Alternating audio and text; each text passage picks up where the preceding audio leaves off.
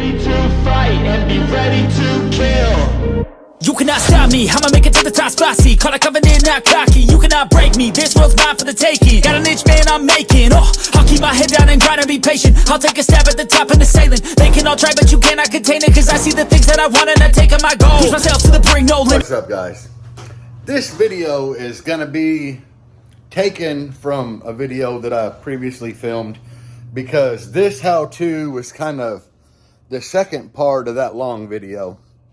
And if you have like a GMG body, you know, like I think 78 up, Cutlass Supreme or Cutlass, Buick Regal, Pontiac Grand Prix, then, you know, Monte Carlo. GMG bodies are notorious for this. Jeep Cherokees up to 95. And other vehicles with that General Motors tilt column. This is how you tighten up the sloppiness in it. Off the rip, you're going to need a E8 socket. You know, E is like a reverse torque. So you're going to need an E8 socket. And a steering column compression tool to push the center. You know, it screws on the center shaft and pushes down so you can get the snap ring out. You're definitely going to need them items. But yeah, let's go ahead and get into this. This is just a video of me showing you step-by-step kind of how to tighten up the sloppy steering. And I did put red Loctites on them 4 bolts that go in there so they won't come loose again. So let's roll. I'm dreading this. Monday morning, I got to work tomorrow, and this is what we're going to try to fix. It got side to side. That up and down though, look at that. Whoop-a, whoop-a, whoop-a, whoop-a. Yeah, so yeah, I'm gonna dig into this, guys. Wish me luck. Wish me luck. We're kicking butt already, guys. Well, not really. We got the steering wheel and adapter off, and this part here, it sucks. There's a little snap ring in here that you got to get out. But this will give you an idea how floppy the column is. I mean, it's bad. It sucks driving because you got all this. So I knew that it was time to fix it. So that's what I'm going to try to do. So I made it this far. I got one of my pins out. Looks like, nah, we didn't really do no damage. But how I get the pin out is I got an 8/32 screw that I screw in it. Y'all gonna laugh, but you take this. There we go. It's hard to film and do this with one hand. But yeah, just kind of tighten that nut down and you can, yeah, it didn't work that great on this side. Okay, so this pin here is gonna be a pain in the butt, guys. Yeah, cause it just ripped the threads up on that. Like I said, they make a tool for it. I don't have one. So I'm having to improvise.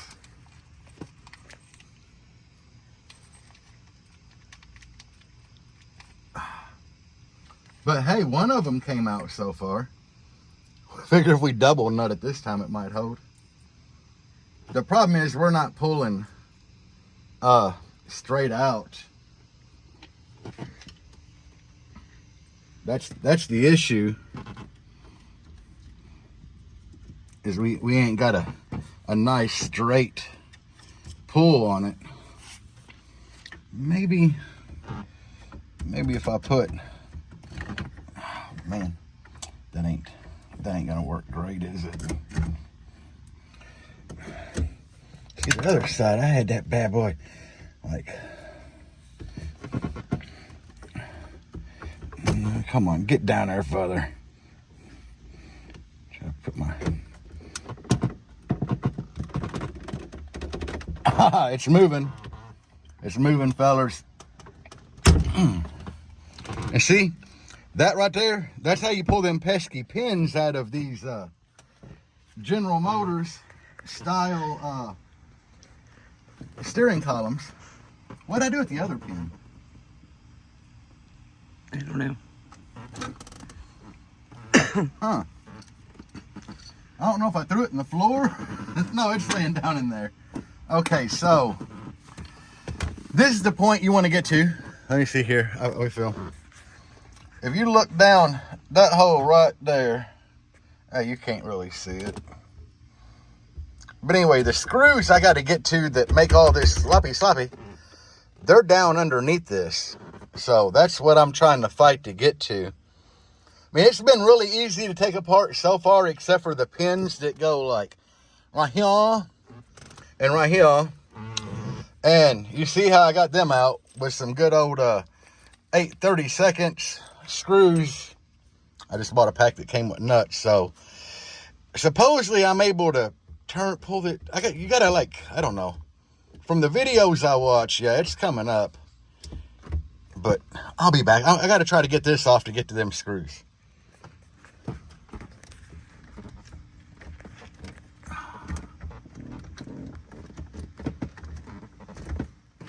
So what I figured out, to get it off, I had to put the tilt thing in and tilt it all the way toward me. And you can see there's fingers right here in the top. And apparently stuff in here releases and they hook on these two little pins. But these are the screws that we're after. Them E-head screws. Those are what, see this whole piece here is moving, and you can see the screws like right there. Watch that screw jiggle. And part of it is from the base, obviously. And you know, a lot of it's not. These old cars, they just do this in general. So yeah, I got it to a good point. Right now I'm gonna climb my butt out of here because I've been working on this thing for about 40 minutes. Only took me about 40 minutes to get it this far. But what I fear is that it's gonna take me a couple hours to get back together. Once I get this piece on, I will be golden. But the problem is gonna be getting this piece back on there. And if I can, when I do that, I'll be golden to put everything else back together. If I can remember how it goes. So I got this piece back on. I'm not pinned yet, but I'm gonna show you guys the trouble of doing this. Which one, you gotta pull this all the way back to get this up here locked.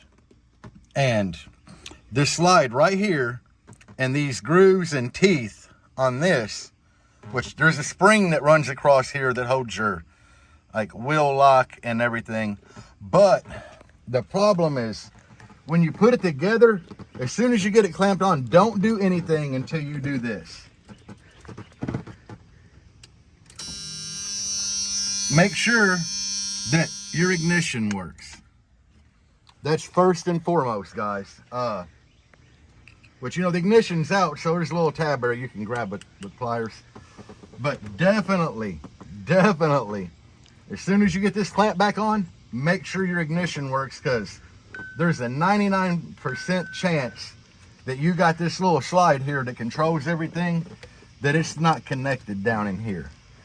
And after we got off the video last time, I just popped this thing on. I'm like, man, that was super easy.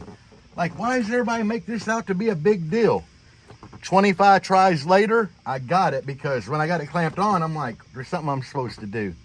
Oh yeah, I need to check and make sure that the ignition worked. No, hell no, the ignition didn't work. But I do got the bolts tight. That was easy. Like I said before, they're an E-socket.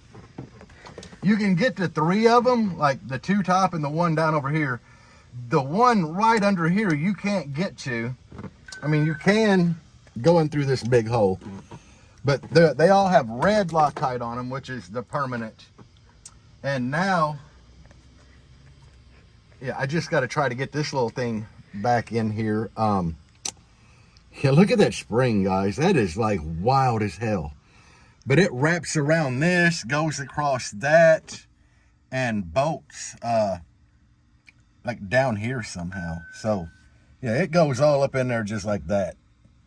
And that's what puts tension on the steering wheel lock and crap.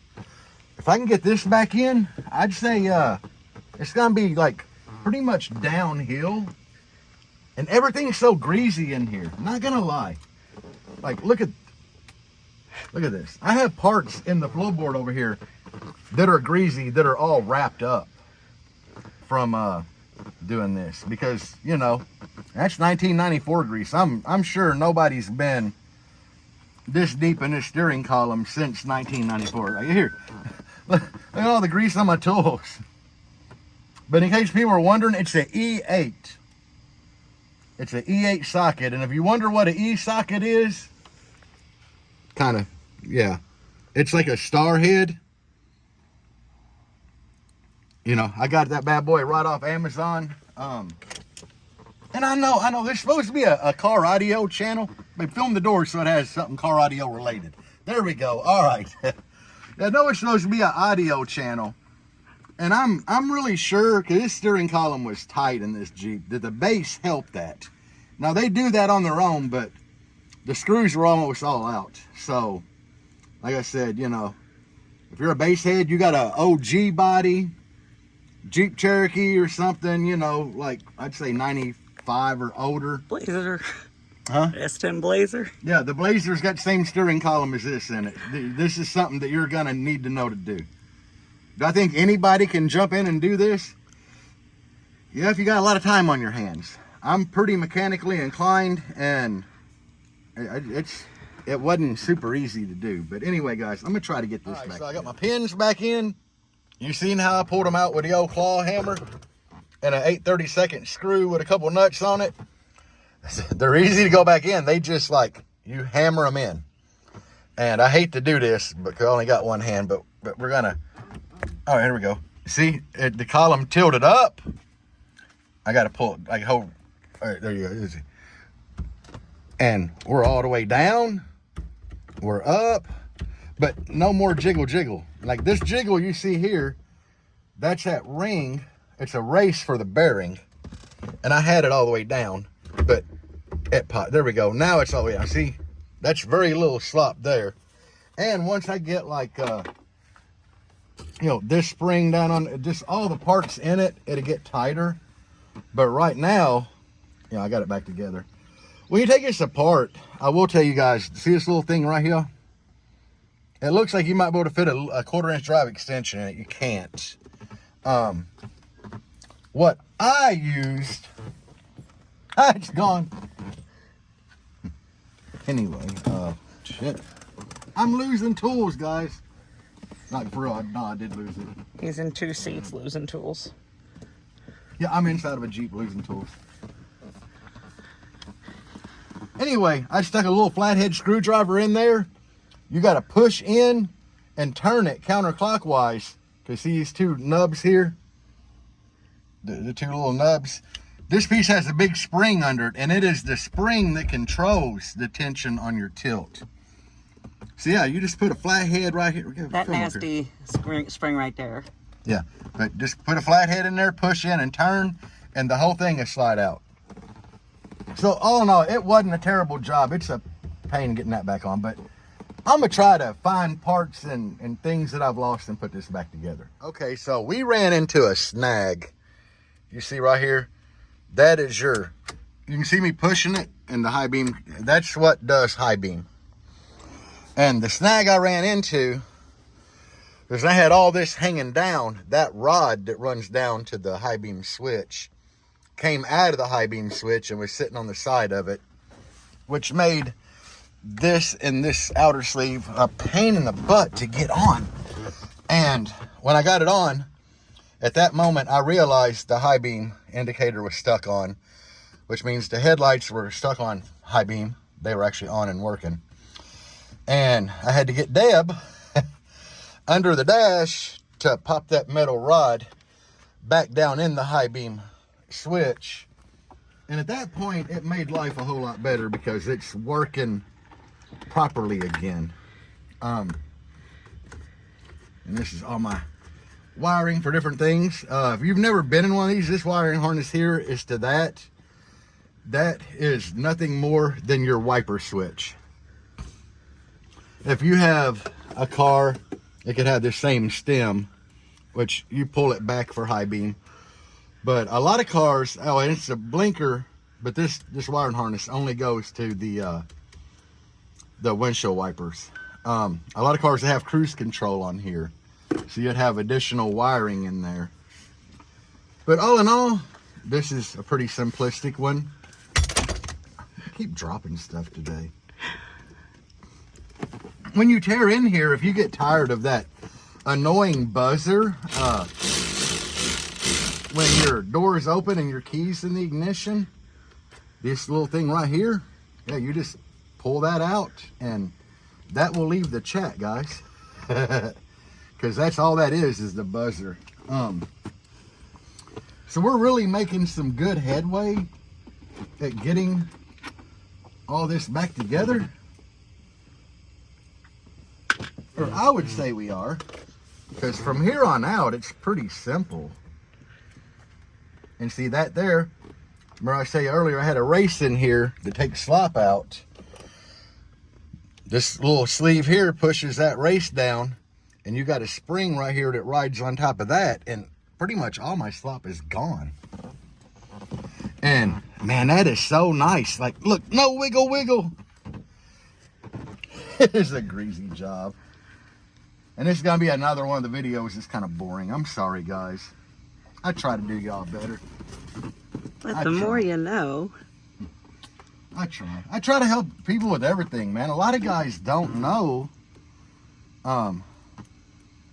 you know, how to do crap like this. Like,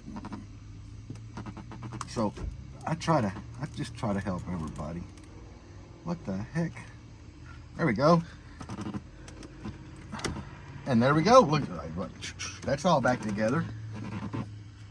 Now this is your blinker switch.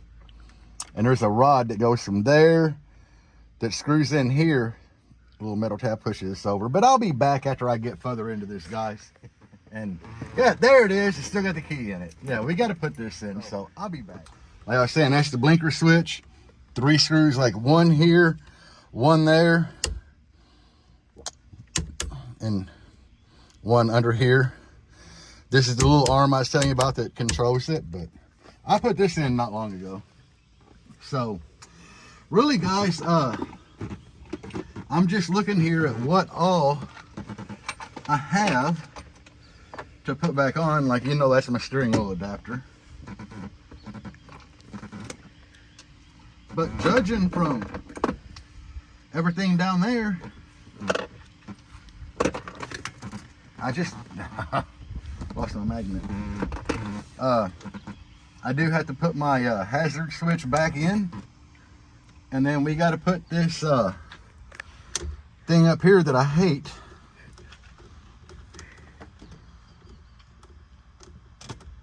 Okay, hazard switch is in. It's time to put this thing back on.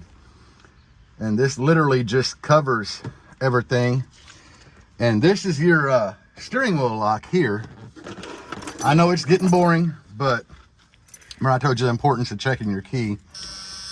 And that's the buzzer which I was saying about. But see how this lock here, when I turn the key forward, it drops. Yeah, that was a pain in the butt.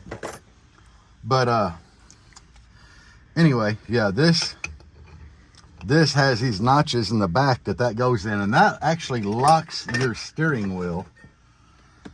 And let's see, if I'm trying to remember correctly, this goes on, you know,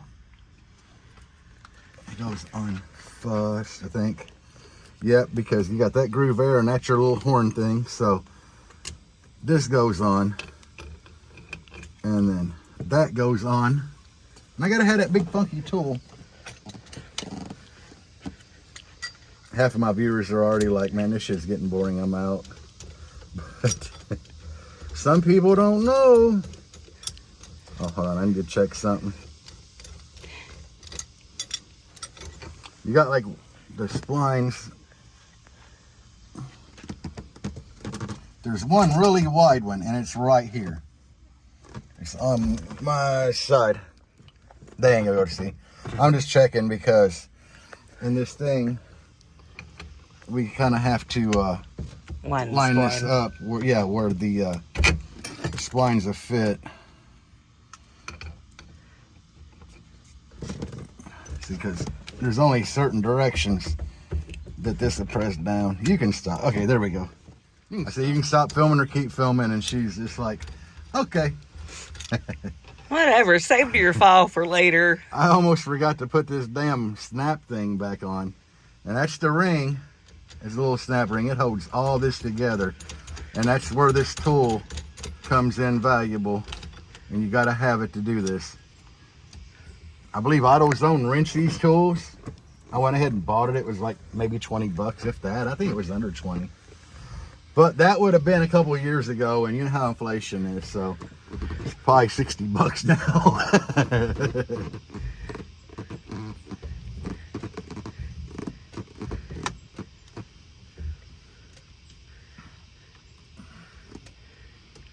I could be one of them guys that tells everybody, like, get out and vote tomorrow. I'm not going to do that. If y'all want to vote, vote. If you don't want to vote, don't vote. Honey, I lost that screwdriver. That flathead. So grab me a smaller one. That's all you got for small. Ain't that damn small. Nope, it's big. It's okay. This thing's a lot easier to put on than it is to take off.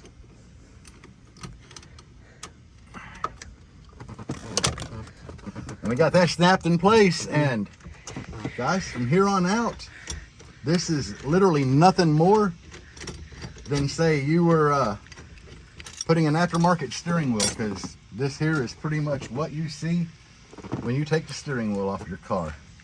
So we'll be back when I have a steering wheel back on here. I'm back. It's back together, and no movement at all.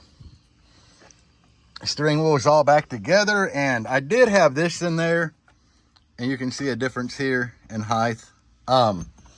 It took some modification to get this really short one on, but this steering wheel has some dish and my other one didn't, and I didn't want it so far back.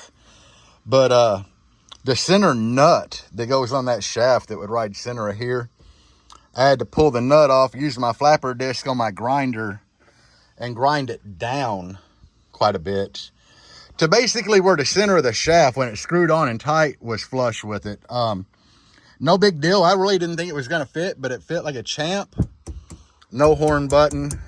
Yeah, we know all about that. But anyway, I've checked the key several times. Like right now, the steering wheel is locked.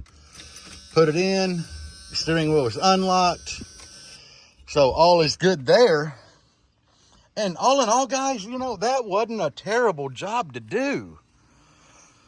I honestly thought I was going to get into it, trying to put it back together, and I was going to wind up at the old pick and pull, getting a whole nother steering column for this Jeep. And, you know, at the end of the day, after digging in there, red Loctite, tightening everything up, and I found the screwdriver that I lost. Yeah. You know, after all that, did I run into some issues? My God, yeah. You know, I told y'all about them. There were some little issues along the way. On difficulty, I'm going to say it's a 7 or 8. And it's only getting that back together with your ignition sliding stuff to where it works. That's the main problem. So 7 or 8, it depends how mechanically inclined you are. I'd probably say it took me 2 hours overall to get it apart and back together. Would you say 2 hours, babe? Yeah. 2.5 maybe? I don't know. But, and of course I use impacts and power tools for everything. So a lot of that stuff gets hand tightened and loosened. Yeah, so that does save me some time. But not a bad job to do. It definitely is going to be a whole lot better driving it. I can't wait to drive it now, because it was really hard to control it with that steering wheel slop. And I had gotten used to it, which is sad. So now it's going to be like driving a different vehicle, but we're all back together and everything's working. So I'm proud. I really thought it was going to be way tougher than what it was. I didn't think I'd be able to get it back together, and bam, you know, it's back together. It's tight. I love it. Shorter adapter on it, which is a biggie for me. So anyway, that's all I got, guys. I don't know if I'm going to do anything else on this video before I do my editing and upload tonight, but we'll see. But in case I don't, guys, peace out, and as always, bass on.